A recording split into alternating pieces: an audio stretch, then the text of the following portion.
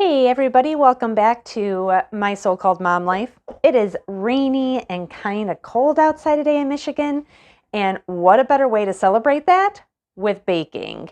One of my favorite things to make is banana bread. So today I have chose to do a banana chocolate chip muffin. Muffins more or less because it's a little easier with my kids in the morning. I can just grab a couple, heat them up and throw some butter and brown sugar on top and we have breakfast to go. So that is why I'm doing muffins versus bread, but this recipe can be bread or muffin, just so you know. So let's get started.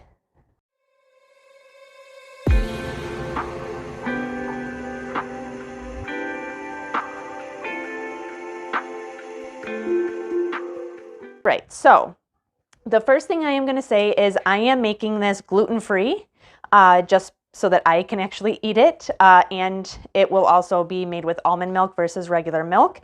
You can change the recipe, but you would just have to confirm the amount of regular flour and regular milk that you would use.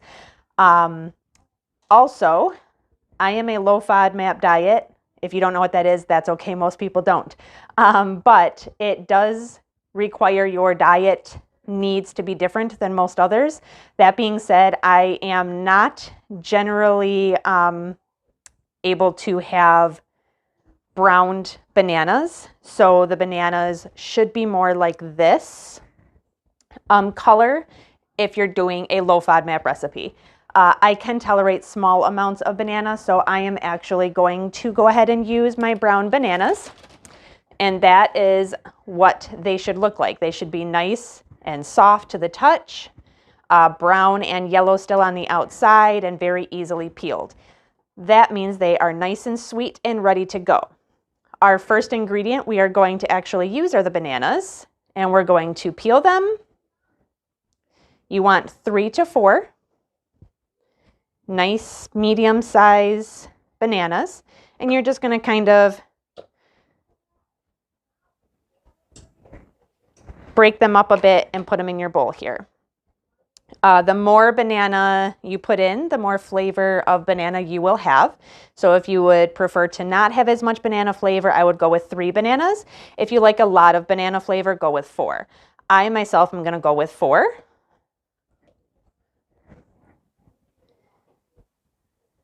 I also, when I'm baking, always make sure to put my hair back so that way we don't get hair in the food. Or short hair, we can always wear a hat. And I am extremely messy when I bake. I'm not gonna lie, I am not one of those clean chefs. So I always try to wear an apron when I'm baking. Otherwise, I pretty much have whatever I'm making, I'm wearing. So it's okay if your bananas have a little bit of brown spots, as long as they don't have an odor, or when you touch them, kind of feel like your finger can go right through it without a little pressure, then the brown spots are totally fine. If your finger goes right through them or it smells, then they're rotten. You don't want to use them. I'm going to grab a paper towel to wipe my hands. Okay, so the first step here is once we have our bananas in, I'm old-fashioned, so I'm going to take a nice big fork and we're just going to mash them. Now, this is kind of also a preference. If you want puree to where you don't get any chunks of banana in your bread or muffin and you don't want any texture, then you can actually puree these in a blender or food processor to where there is literally just a liquid left. I myself like a little texture. I like a little bit of a banana chunk in my muffin and banana, so I don't puree them, I just mash them. So you kind of want everything to be nice and mashed. Almost like a potato, if you were going to make mashed potatoes, right? You kind of just want a little bit of texture, but not so much that you have big chunks left. You want to mash it pretty well. All right, so once we get our bananas mashed, and they will mash a little bit more in the process as well as we're cooking. The next step is we are going to add in our eggs. We need 2 eggs for this recipe. I'm gonna go ahead and go wash these. These are fresh eggs from a farm that my boys actually worked on. They took care of the chickens, and in return we got fresh eggs, which was awesome. I want chickens very badly, but we unfortunately cannot have chickens in our area. So I'm going to go ahead and put those 2 eggs right into the mashed banana. I'm going to wash my hands to make sure we don't contaminate anything with the egg for salmonella. All right, so a real quick wash there. And then I'll just dry them really quick. Now we are going to go ahead and I like to whisk each step in, so I will whisk my eggs in now with my whisk, just kind of to incorporate them into the banana, not necessarily to make scrambled eggs. So you see they're pretty much, the yolk is pretty much just incorporated into the banana, ready to go. Now the next thing that we're going to add is our sugar, butter, milk, and vanilla. So our sugar is a 1/2 cup of brown sugar. Now I find if you only cut like a small portion of the bag and then you clip it, and here's my 1/2 cup, then it'll stay nice and soft. This bag has lasted me for probably, I'd say a good 6 months, and it hasn't gotten hardened like most other. So with brown sugar, you kind of want to smash it down with your finger to make sure that it's getting all the way in there, and then make sure that you are topping off your 1/2 cup. So I'm just going to make sure that I do that. Make sure I have a full 1/2 cup there, and I'm going to go ahead and incorporate that.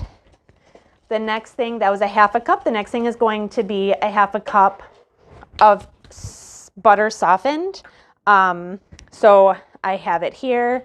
I've already softened it. So I'm just going to go ahead and pour that in. Now, softened butter does not mean necessarily completely melted. I just like to throw it in the microwave for maybe like 30 seconds, just to kind of get it to be nice and soft when I pour it in the batter. And it gives it that creamy flavor of butter. So you're just going to dump that right in, and again, just whisk it for a minute here to kind of incorporate it. So next we're going to do our milk. I am using almond milk, non-sweetened, and that is going to be 2 tablespoons of milk. Always do all of your ingredients over your bowl. That way any extras that kind of make their way in, it's okay. It won't get any on everything, and a little extra cinnamon or sugar doesn't hurt, right? The next thing that we're going to put in is our vanilla.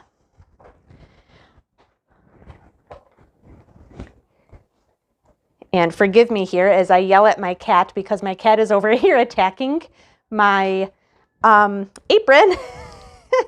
All right, and so that is 1 teaspoon of vanilla. I actually like a vanilla flavor, so you can add up to 2 teaspoons of vanilla if you'd like. All right, so that is all of our liquid, if you will.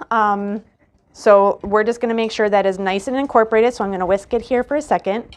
Now, in the meantime, while I'm doing this, my oven is going to preheat at a 350 degree. And I have also already gotten my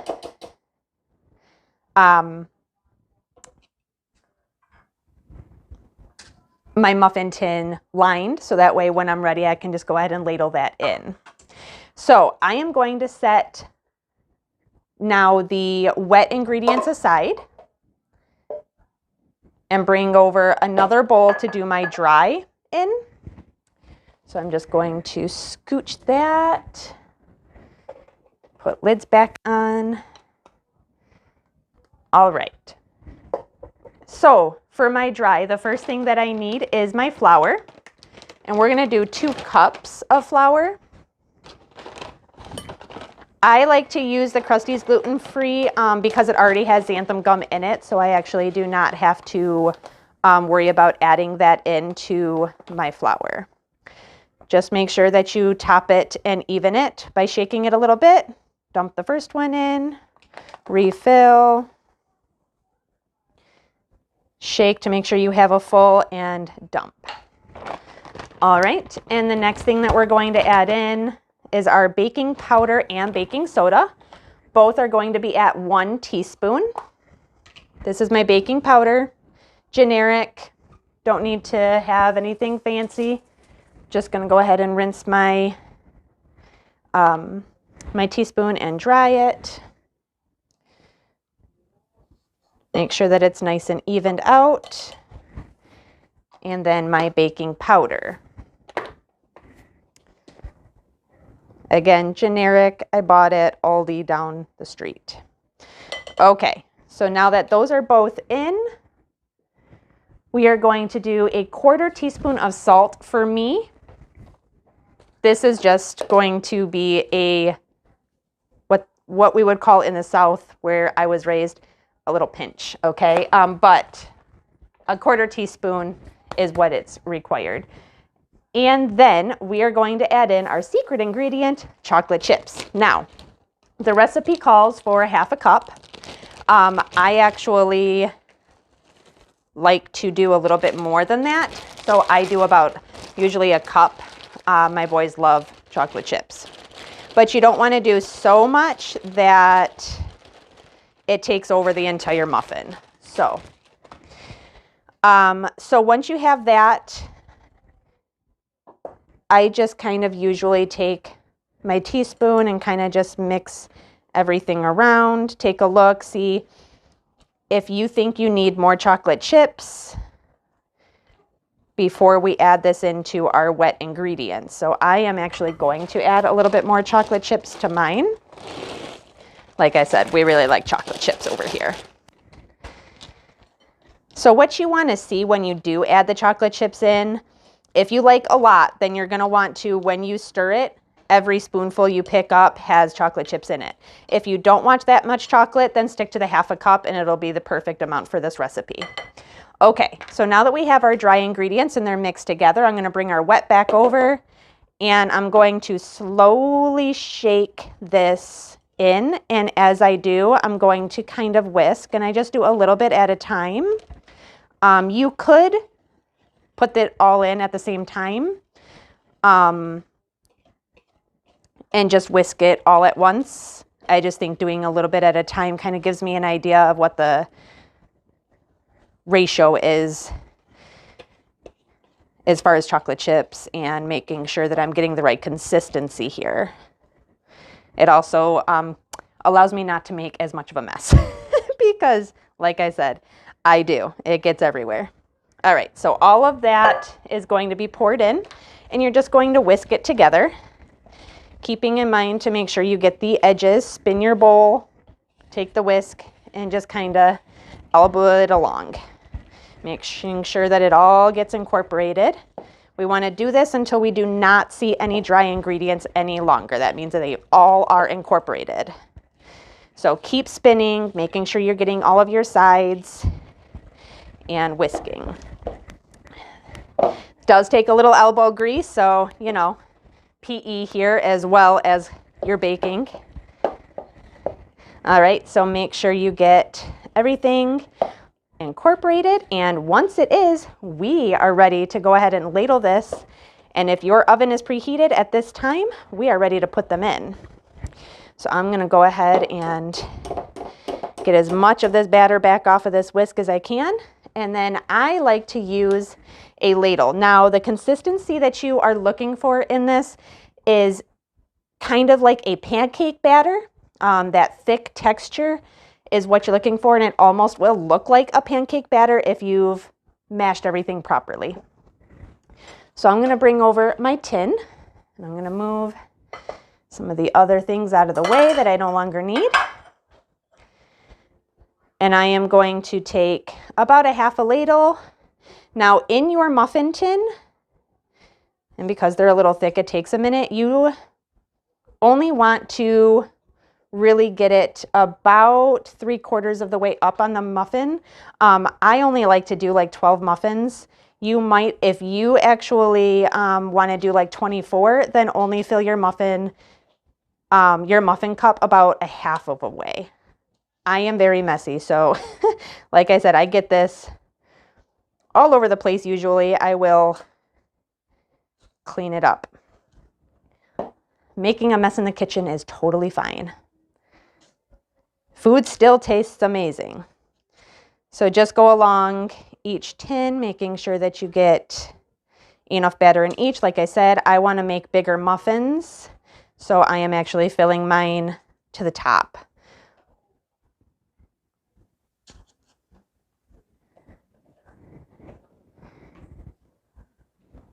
So this recipe, using the gluten-free and the almond milk, will be, each muffin will be about 200 calories. Now, the way I make them, however, because when they're done, I like to add a little melted butter on top with some brown sugar or cinnamon sugar. It's probably going to be a little bit more than that. So any extra batter, again, because I'm only doing 12, I'll just add to the ones that aren't all the way to the top. For you, like I said, this will make 24 muffins if you just do your muffins halfway up.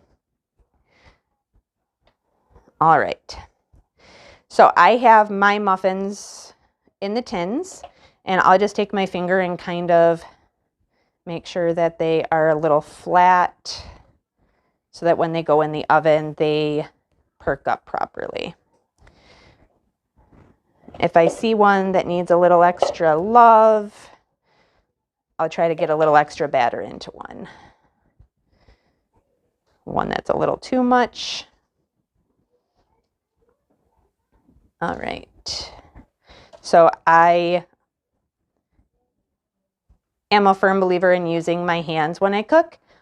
You could use a fork, a spoon to kind of mush these around and flatten them out. You don't necessarily have to use your hands like I do. All right, these are ready to go and my oven is preheated. So I'm going to throw these in for about 20 minutes. Then we will check them to see if they're ready and we will go from there.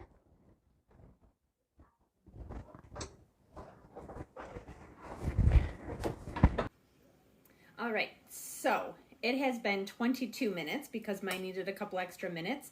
The way that you know these are ready, you can use either a fork or toothpicks if you have them. You're going to take probably your biggest muffin that you have and just insert the fork down and pull out. If it is clean, you do not see any batter on it, you're good to go. So I did check all of these with toothpicks, but I wanted to show you the fork as well. So these are all good to go. They just came out of the oven and it smells amazing in here. So what we'll do now is let these sit probably for about 5 to 10 minutes just to cool down enough to where when I put the melted butter on top, it'll absorb it, but it won't disappear and evaporate because of the heat. And then I found this at our local Meijer store. It's by McCormick, so it's probably in most grocery stores, but it's vanilla cinnamon, and it's amazing. It's like a cinnamon sugar, but with a vanilla flavor to it. So I will sprinkle that on top, and we will have these for a dessert.